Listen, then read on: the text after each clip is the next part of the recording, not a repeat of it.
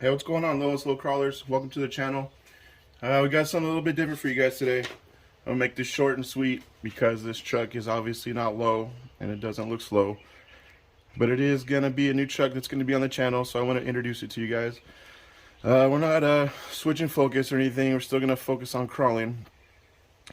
But a lot of you guys know we just had a baby boy. He's doing great, but it's a little bit harder to get on the trail. I spent 4 or 5 hours up on the mountain on the rocks without baby boy and leaving mama alone. So I built a little basher. I have the Traxxas Slash and a couple of nitros and stuff like that, but I kind of wanted a scale basher. As far as the rock crawlers go, I'm usually a 100% performance. Want to see what they can do, push the limits, just kind of be at the top of the performance games, you know, seeing what the different parts can do, tuning, testing, doing it for science, all that cool stuff. I like the scale rigs, but I don't have any. It's probably going to change soon, but for now it's just all performance, see what the little trucks can do. But I do enjoy scale driving, and that's why I picked up the Baja Rey. The Slash is fun, could do wheelies, it could jump, but it flips a lot. There's not a lot of real scale driving.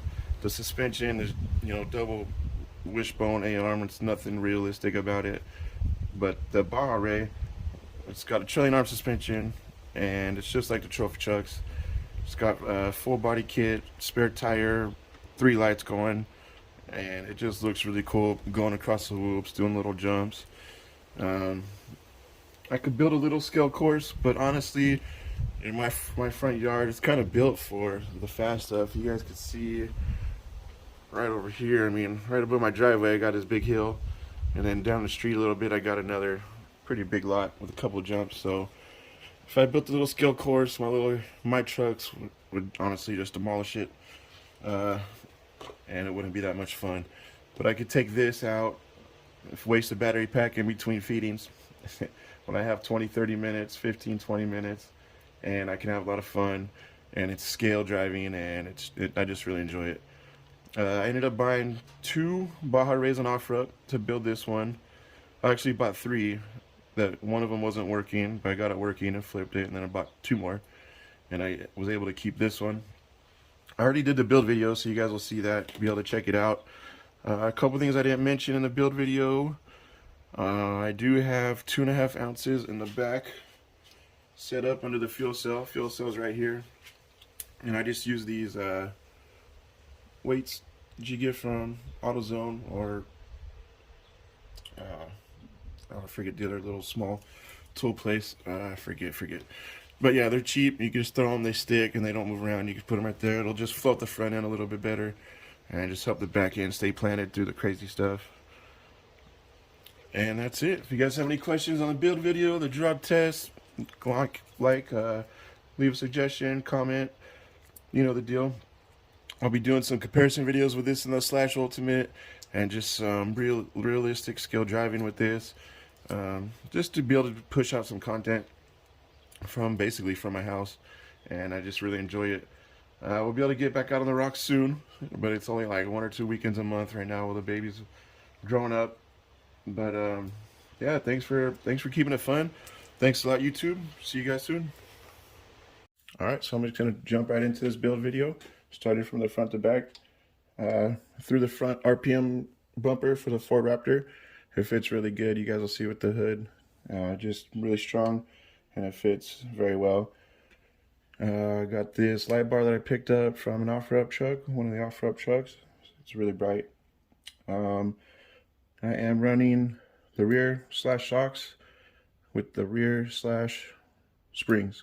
It's dual rate, and it does great when it gets into the big stuff. You'll see the dual rate kind of just come into play when it gets real heavy at the top of the travel, and then these little springs take care of the small stuff at the bottom of the shock or the suspension travel, and they fit great. They look great. Big stroke, big shaft, hold a lot of oil. They're really good shocks. I like them a lot. Got the Losi aluminum spindle just for strength. Came off one of the trucks, so I threw it on there. I do have the lower plastic stock A-arm. It looks good. It's stock.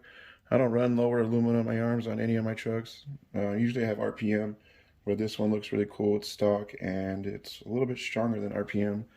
So I bought the RPM, didn't like it, weighed it, and this one's a little bit heavier. And so I just kept that. For the front, or the front top, I have the Metal Concepts aluminum arm. These ones are super cool. They look really good. They fit great. And by keeping the stock lower, if anything happens, it's going to be the plastic cheap stock lower. And that's usually the one that gets bent, broken. And that's why I don't run aluminum, because if you bend aluminum, you're going to bend some other stuff too. If you bend plastic, you could just replace it, 12 bucks. Not sure what shock tower this is. It came off another truck, but it is aluminum. It looks very nice. It keeps everything nice and strong. I think that's it for the front of the truck. I do have plans to get the aluminum diff housing and aluminum diff case, just to keep the out drives and everything with the bigger bearings, keep it a little bit cooler and just, you know, a little bit more happy. Another cool thing with the Losi Baja is this little scale brake rotor. It's non-functional, but it does work to spin, and it looks really, really cool. So that's that for the front of the truck.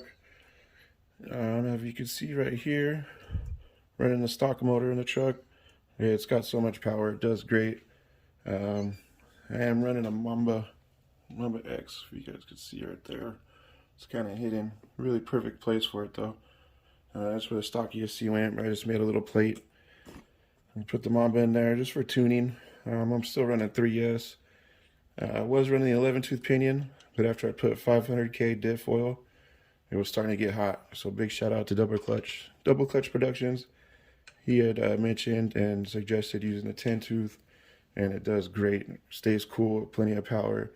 I hardly ever get it to full throttle, so it's not like I need a 13-tooth or the 11 that I had in there. Got a Savox monster servo in there from one of the trucks.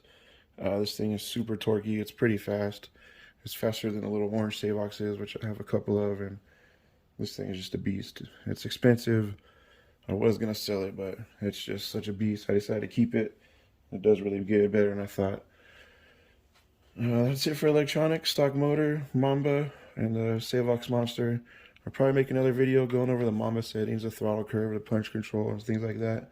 Stuff that I like to use so that we could just, you know, talk about it, go over some of your guys' settings, see if we can come up with some better things. For the rear shocks, I got the Proline XTs in the front. I kind of use these shocks to set ride height. I only have 15 weight shock oil in this, and like I said, it's just pretty much for preload. We got the Traxxas UDR shock right here, and that's what I use for dampening.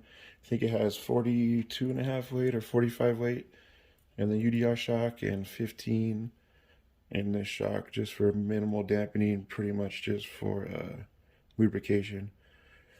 Still have the stock tires on them. I'll run these till they go bad, and then I'll get those new Prolines, or the old new Prolines. Like I said, I don't run aluminum links at the bottom. Got the stock plastic ones. They look great, and they bend, and they bend back to normal. They're still in good shape. I won't throw aluminum. These are doing good. Stock traction bars front and back. Just keep those the way it is. I do have the Losi upper aluminum links. The stock plastic links were actually heavier, but these ones look pretty cool, so I put them on. And then in the back, we got the big time currie rear end discontinued. I got the V1 internals in there, so it's locked up, and I just like the way it looks. This thing has all kinds of little scale things, and the way it performs and how much I got it for, you just can't beat it. The 500K, you can see it spins all 4 tires pretty good. With the stock, you couldn't do that.